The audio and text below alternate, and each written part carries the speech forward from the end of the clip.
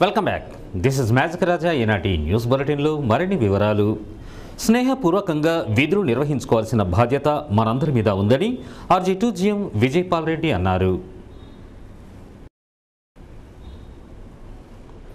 ఈ మేరకు ఎయిటింగ్లైన్ కాలనీలోని GM ఛాంబర్లో ఏర్పాటు చేసిన విలేకరుల సమావేశంలో ఆయన పాల్గొని మాట్లాడారు. RG2 పరిధిలో 3,400 మంది కార్మికులు, అధికారులు, సూపర్వైజర్లు వివిధ రంగాలలో విధులు నిర్వహించడం జరుగుతోందని, వారికి సంబంధించిన సంక్షేమం, రక్షణ, వైద్యం, విద్య తదితర సంక్షేమ విషయాలను చూడడం బాధ్యత అన్నారు. అలాగే మనకిచ్చిన సమయంలో విధులు నిర్వహిస్తే సంస్థకు ఎంతో మేలు జరుగుతుందన్నారు. ఇంత పెద్ద సంస్థలో చిన్న చిన్న సమస్యలు కూర్చుండి పరిష్కరించుకోవాలి తప్ప చిన్నవి పెద్దవిగా చేసి మాట్లాడడం పద్ధతి కాదన్నారు. సింగరేణి కంపెనీ మీ యొక్క సంక్షేమము, మీ హెల్త్ గురించి, మరి మీ పిల్లల ఎడ్యుకేషన్ గురించి ఎన్నో చర్యలు చేపడుతున్నది. ఇది రావడానికి, చేపట్టడానికి మీరే ముఖ్యులు. మీరు రోజున కష్టపడి పనిచేసి రోజు మనకు డబ్బులు సంపాదించకుంటే మనకి సౌకర్యం ఎలా వచ్చేటివి? మరి ఎన్ని రావడానికి కూడా మీరే కారకులు. మరి ఇంత మంచి సౌకర్యాలు కల్పిస్తున్న సింగరేణి కంపెనీ గురించి మరి మరొకసారి మనం ఆలోచించాలి. ఈ మధ్య జరిగిన ట్రైపార్టైట్ మీటింగ్లో, సేఫ్టీ ట్రైపార్టైట్ మీటింగ్లో మన గౌరవ శ్రేణి గారు చాలా క్లియర్గా చెప్పారు. కార్మికుల హెల్త్, సంక్షేమం గురించి మీరు ఎటువంటి ఇబ్బంది లేకుండా వారికి కావాల్సిన సౌకర్యాలు ఏర్పాటు చేయమని. ఖచ్చితంగా అదే మార్గంలో మనం ఈ రోజున మీకోసం మీ చెంతకు ప్రోగ్రాంలో దాదాపు 6 కోట్ల ప్రపోజల్ పంపిస్తే ఆల్రెడీ 2 కోట్ల ప్రపోజల్ మనకు వచ్చేసాయి, అప్రూవల్ వచ్చేసాయి. మిగతా కూడా వస్తాయని కూడా ఆశిస్తున్నాను. మరి ఈ RG2 ఏరియాలో మనకు కేటాయించిన ఉత్పత్తికి మీరు ఎటువంటి అంతరాయం కలగకుండా ఇప్పుడున్న టార్గెట్ అనేది వదిలేసి మరి మనము ఎంత సాధించగలమనే ఆలోచనతో ముందుకెళ్ళాలని చెప్పి ఇన్నోవేటివ్ ఐడియాస్ ఉంటే తీసుకురండి. ఖచ్చితంగా మేము వాటిని కూడా మీకు ఎంకరేజ్ చేస్తాం. RG2 ఏరియా గత 10 సంవత్సరాల నుంచి కూడా ఒక్క సంవత్సరం కూడా 100% ఉత్పత్తి తీసుకురాలేదు. ఎందుకు మరి ఆలోచించాలి మనం అంతా. పక్క ఏరియా 110% తీసుకొచ్చినప్పుడు, టోటల్గా కంపెనీ ఆపరేషన్ 110% తీసుకొచ్చినప్పుడు మనకు ఆఫ్ లోడింగ్ ఉండి కూడా మనం తీసుకురాలేకపోతున్నామంటే ఎక్కడ తప్పు జరుగుతున్నది?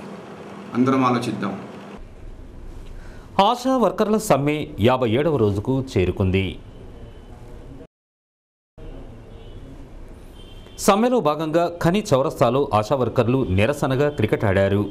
ప్రభుత్వ వైఖరిని నిరసిస్తూ నినాదాలు చేశారు. నిరసనలో ఆశా వర్కర్లు మాట్లాడుతూ కనీసం మహిళలమన్న సానుభూతి కూడా కేసీఆర్ ప్రభుత్వం చూపించడం లేదని వారు ఆవేదన వ్యక్తం చేశారు. ఇప్పటికైనా ప్రజా ప్రతినిధులంతా కేసీఆర్ ప్రభుత్వంపై ఒత్తిడి తెస్తూ తమ న్యాయమైన హక్కులను అమలయ్యేలా చూడాలని వారు కోరారు.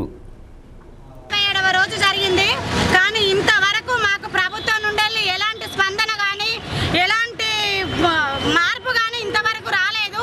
ఇలా రాకపోవడం కారణం ఏంటంటే మన రాష్ట్ర ప్రభుత్వం నుండి వైఖరి చేయబట్టే ఈరోజు మాకు ఆడబిడ్డలమైన మేము ఈరోజు రోడ్డున పడడం జరిగింది. దీనికి నిరసనగా మేము క్రికెట్ ఆడి ఈరోజు నిరసన వ్యక్తం చేస్తున్నాం.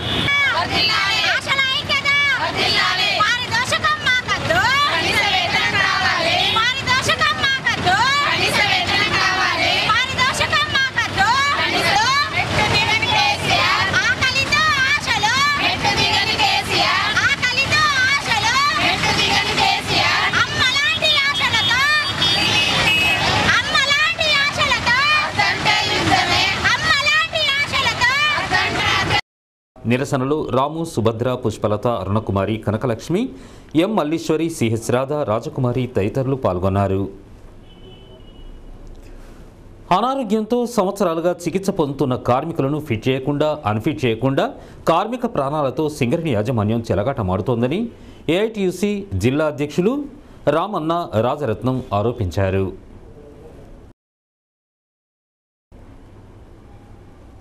ఈ మేరకు ఎయిటింగ్లైన్ కాలనీలోని ప్రెస్ భవన్లో ఏర్పాటు చేసిన సమావేశంలో మాట్లాడుతూ ఆరోగ్యం బాగాలేక సంవత్సరాలుగా చికిత్స పొందుతున్న కార్మికుల విషయంలో కార్మికులను అన్ఫిట్ చేయకుండా సింగరేణి యాజమాన్యం వారి ప్రాణాలతో చెలగాటమాడుతోందని ఆరోపించారు.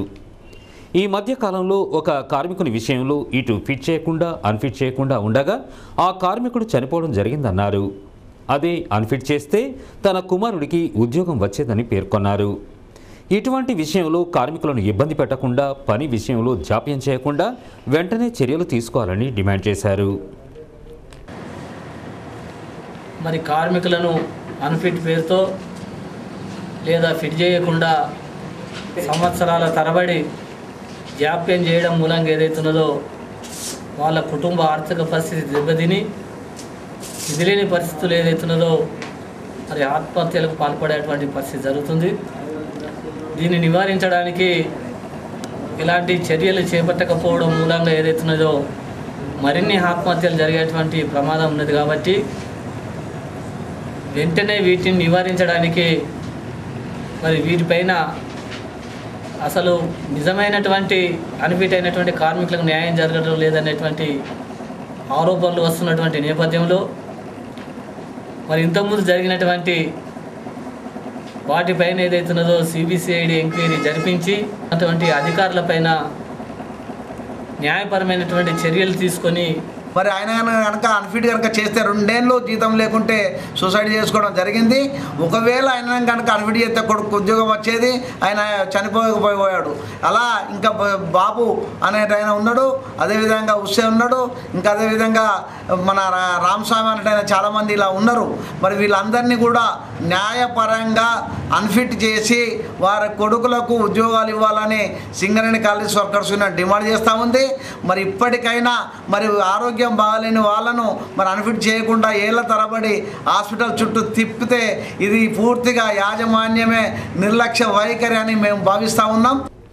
ఈ విలేకరుల సమావేశంలో ఎల్ ప్రకాష్, అన్నారావు, అబ్దుల్ కరీం, నసీముద్దీన్, కొమరయ్య, పుల్లయ్య తదితరులు పాల్గొన్నారు. పల్లెటూరి జీవన విధానానికి చిరుతల రామాయణానికి దగ్గర పోలిక ఉందని జడ్పీటీసీ మేకల సంపత్, మంతని సర్పంచి పుట్ట శైలజ అన్నారు. కమాన్పూర్ మండలం చంద్రపూర్ గ్రామంలో వేస్తున్న పౌరాణిక చిరుతల రామాయణానికి వారు ముఖ్య అతిథులుగా విచ్చేసి పూజా కార్యక్రమాలు నిర్వహించి మాట్లాడారు. తండ్రి మాట కోసం తనయుడు అరణ్యవాసం పోవడం, అక్కడ ఎదురయ్యే ఇబ్బందులను తొలగించుకుంటూ మళ్లీ రాజ్యపాలన కొనసాగించడం ఇది ఒక విషయం. దీన్ని కళాకారులు మనకు అర్థమయ్యేలా వేషధారణలతో వివరించడం బాగుందన్నారు. మరుగున పడుతున్న పౌరాణిక కళను ఇప్పటి తరానికి అర్థమయ్యేలా విశదీకరించడం గొప్ప విషయమన్నారు. చెప్పేది అదే మనలో ఒక మాట చిత్రరామాయణం అని చెప్పి చెప్పగా రావడం జరిగింది. మీరందరూ ఈ 3 రోజుల కార్యక్రమాన్ని ఎవరు అంటే వాళ్ళు పాత్ర చేసుకోలే అయిపోయిందన్నప్పుడే మీరు వెళ్ళిపోవాలి. ఎందుకంటే మీరే ముందుగా వెళ్ళిపోతే వాళ్ళు పాత్ర ఇంకా వెళ్ళిపోతాం ఈ పాత్ర అన్నారు. అందుకని మీరు పాత్ర చేసేవాళ్ళు ఈ రోజు కార్యక్రమం అయిపోయింది, మళ్ళా స్టార్ట్ పట్టుకు మీరు అందరూ రావాలి. మన ఇంట్లో ఎప్పుడు కలర్టీ ఉంటుంది, ఆ కలర్టీ ఆటోమేటిక్గా సీరియల్ మళ్ళా వస్తాయి. కాకపోతే ఈ చరిత్ర రామాయణం మన విలేజ్లో ఇంత చక్కటి కార్యక్రమం మీకు నచ్చిన సలహా చేయాలి. ఎందుకంటే కొన్ని మన పల్లెటూరులో జన్మించిన కనుక కొన్ని కార్యక్రమాలు మన అందరికి తెలియకపోవచ్చు. తెలియనప్పుడు కూడా ఇక్కడ వేస్తే బాగుంటుందని సలహాలు ఇచ్చుకోడు ఇక్కడనే ఉండాలని సీతారాములది. అందులోని మంచి భక్తుల గురించి ఆంజనేయుడు కానీ ఇంకెవరైనా కానీ వాటి గురించి మనము చరిత్రను తెలుసుకోవాల్సిన అవసరం ఎంతో ఉంది. త్రేతాయుగంలో రాముడు మరి రాజ్యాన్ని ఏ విధంగా నడిపించి అతని కుటుంబాన్ని కూడా త్యాగం చేస్తూ మళ్ళీ పట్టాభిషేకం చేసుకొని రాజ్యాన్ని ఏలి ప్రజలందరినీ వారికందరికీ సమర్థవంతమైన పరిపాలన ఇచ్చిన విధాన్ని నేర్చుకోవడం కొరకే ఈ రామాయణ మహాభారతాలు. మరి చిన్నప్పుడు పిల్లలందరికీ ఒక 20-30 సంవత్సరాల క్రితము తాతలందరూ పిల్లల్ని పక్క కూర్చుండబెట్టుకొని రామాయణ మహాభారతాల గురించి చెప్పేది. ఇప్పుడు టీవీ సీరియల్ చేయబట్టి తాతలు పిల్లలు అందరి కలిసి కూడా టీవీ సీరియల్ చూసి దాని గురించి ఎక్కువ చర్చించుకోవడం జరుగుతుంది. కాబట్టి ఈ ప్రాంతంలో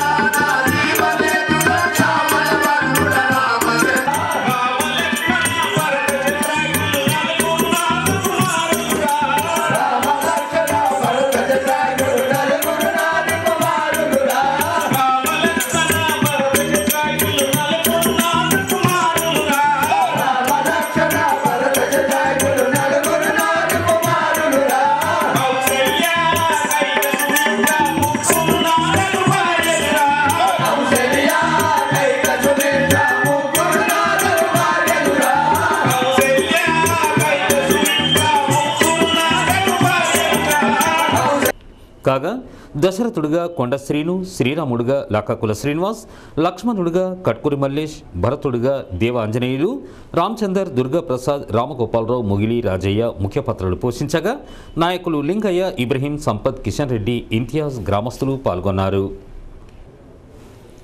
ఎయిటింగ్ లైన్ కాలనీ పోస్టాఫీసులో ఆన్లైన్ సేవలను ప్రజలకు అందుబాటులోకి తీసుకొచ్చిందని ఏఎస్పీ ప్రభాకర్ పేర్కొన్నారు. ఈ మేరకు పోస్టాఫీస్ ఆవరణలో ఆన్లైన్ సేవలను ప్రారంభించి ఆయన మాట్లాడారు. అధునాతన కాలంలో ప్రజలకు మెరుగైన సేవలు అందించాలనే ఉద్దేశంతో ఎయిటింగ్ లైన్ పోస్టాఫీసులో ఆన్లైన్ సేవలను అందించడం జరిగిందన్నారు. ఇట్టి ఆన్లైన్ సేవలు కాలనీ ప్రజలు సద్వినియోగపరచుకోవాలని ఆయన కోరారు. ఈ 9వ ఆఫీసు కూడా ఆన్లైన్లోకి ప్రవేశించడం జరుగుతుంది. దానిలో భాగంగా ఈరోజు వచ్చి ఇక్కడ దాన్ని ప్రారంభించడం జరిగింది. అయితే దీని యొక్క ప్రత్యేకత ఏంటంటే పోస్ట్ ఆఫీసులో ఉన్నటువంటి సేవింగ్స్ ఖాతా వినియోగదారులందరూ అంటే ఎస్బీ ఖాతా కానీ, ఆర్డీ ఖాతా కానీ, సుకన్య ఖాతా కానీ, తర్వాత మంత్లీ ఇన్కమ్ స్కీమ్ చెందినటువంటి ఖాతాలు ఉన్న వినియోగదారులందరూ కూడా ఆన్లైన్లో వారి యొక్క ట్రాన్సాక్షన్ చేసుకోవచ్చు. తర్వాత ఏటీఎం కార్డులు కూడా త్వరలోనే ప్రవేశపెడుతున్నాం. అది కూడా బ్యాంకులకు అనుసంధానమై చేస్తున్నాం. అంటే మీరు బ్యాంకులో ఉన్నటువంటి ఏటీఎం కార్డు ఎక్కడైతే ఏటీఎం సెంటర్స్ ఉన్నాయో అక్కడ మన పోస్టల్కి సంబంధించినటువంటి ఏటీఎం కార్డ్స్ ఇచ్చినప్పుడు కూడా వారి యొక్క లావాదేవీలను ఏటీఎం కార్డు ద్వారా కూడా పొందవచ్చు.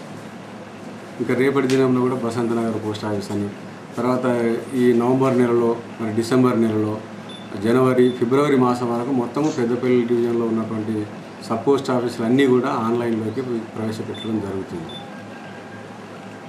ఇది ప్రజలందరూ 18 లైన్లో ఉన్నటువంటి ప్రజలందరూ కూడా సద్వినియోగం చేసుకోవాలని, వారి వారి లావాదేవీలను కూడా ఏటీఎం కార్డు తీసుకొని మరి అంటే దీని యొక్క ప్రత్యేకత ఏంటంటే ప్రజలకు కౌంటర్లో నిలబడి కానీ ఫారాలు నింపి ఇవన్నీ చేయాలని కానీ అలాంటి వాళ్ళ యొక్క టైమును దుర్వినియోగం చేసుకోకుండా ఆన్లైన్లోనే వాళ్ళు త్వరగా చేసుకునేందుకు ఇది ప్రత్యేకంగా ప్రవేశపెట్టడం జరిగిందని.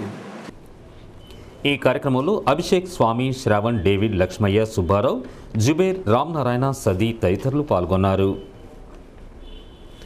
గోదావరి ఖని మనో చైతన్య కేంద్రాన్ని జిల్లా విద్యాధికారిని వి లలితాదేవి, వికలాంగుల సంక్షేమ శాఖ సంచాలకురాలు ఆర్ నళిని సందర్శించారు.